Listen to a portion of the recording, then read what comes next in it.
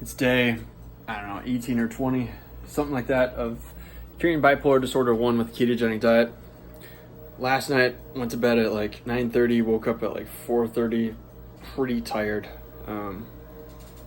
Yeah, it's just like, I think my dog woke me up, or I still woke up and had to pee. There's something there. But some things are shifting here. I realize that like fruit is not ketogenic. This type of fruit is not ketogenic, but what would be more in line with ketogenic would be avocados, berries, peaches, and meat. Eat a ton of meat anyway, eggs, fish, that kind of thing.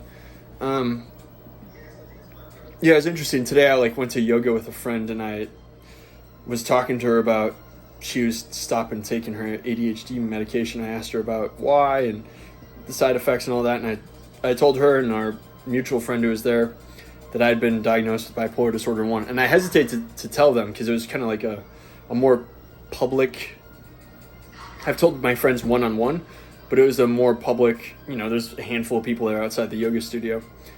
And I told them that I didn't want to do the medication, all this kind of stuff.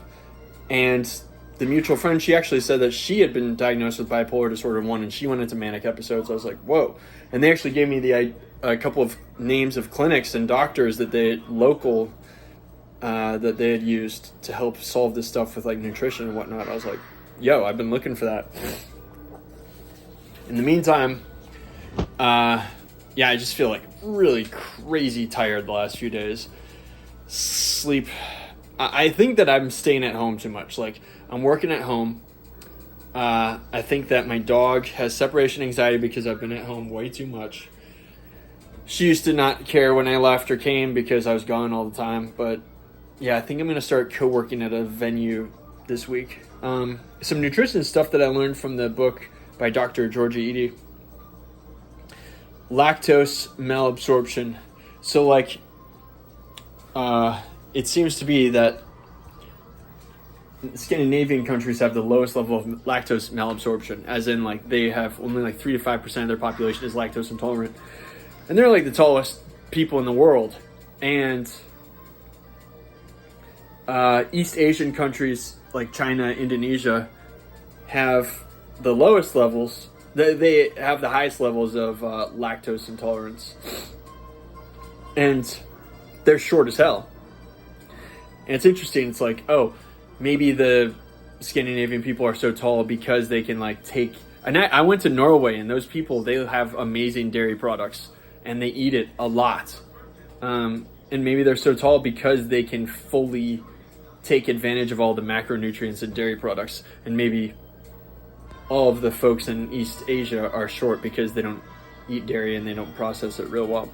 But it's there are some issues related to dairy that may come up that Dr. Eady suggested maybe cutting it out for a month and seeing what happens would be a good idea. As in, it can raise insulin resistance, which is, one of these things that can, lead to mental illnesses. And worries about calcium. There was a study that she cited that found that high dairy societies like Scandinavian countries have the highest levels of hip fractures, and low dairy countries in East Asia have the lowest level of hip fractures. And it's possible to get calcium from shrimp, sardines, etc. I thought that was interesting. I wonder if it's because, that's a causation versus correlation situation. I wonder if it's just because of living style. Maybe they have more hip fractures in Scandinavian countries because those motherfuckers are so tall. I don't know. Maybe they're not squatting as much. Asian people love squatting. So yeah, maybe 30 days, no dairy. We'll see about that. Nightshade fruits and vegetables, the ones with the green caps on top, like tomatoes, etc., have glycoalkaloids, which are membrane disruptors. I don't even know what that means. But she suggested instead eat cruciferous fruits or vegetables with green leafy, bok choy, avocados, berries. Yep. I need more varieties of food. But yeah, how am I feeling today? Shit, I gotta write it down. Stand by. it felt good. It actually felt really good to go to that class and have those friends like so open and supportive. Like after the conversation about mental illness and medication, as I was walking with my friend to her car, she just said like, let me know anytime you want to talk about this stuff. Or I told her how important it was to have like this community of people with my back. It's pretty cool. But today it is a 6.7. Only because I'm so friggin' tired.